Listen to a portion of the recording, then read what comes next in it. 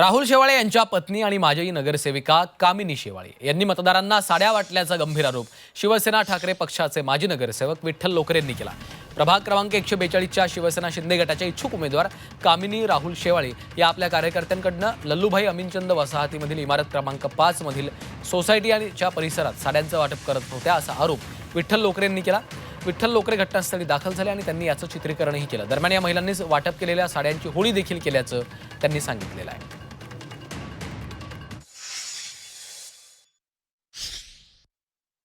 मध्ये गेल्यानंतर मला एका घरामध्ये बिल्डिंग नंबर 5 मध्ये लोकांनीच त्या साडी दाखवले आणि त्या साडीचा वाटप कोणी केलं हेही त्यांनी सांगितलं। त्यांनी राहुल शेवाळेंचं नाव घेतलं।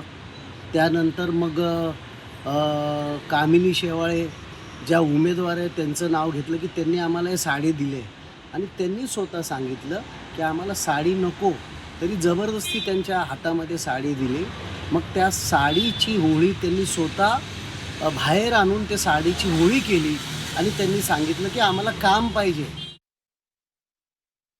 माजी खासदार राहुल शेवाळे यांच्या पत्नींनी काल शिवाजीनगर मानपूर परिसरामध्ये रात्री साड्या वाटल्या। सकाळी त्या लोकांनी त्या महिलांनी त्या साड्या जाळून टाकलेल्या आहेत। अशा पद्धतीनं आचारसंहितेच्या काळात म्हणूनच म्हणतो ना, मुंबई वेगळी आहे। मुंबईशी नगरपालिका निकालांची तुम्ही बरोबरी करू नका, तुलना करू नका। मुंबईची जनता वेगळी आहे।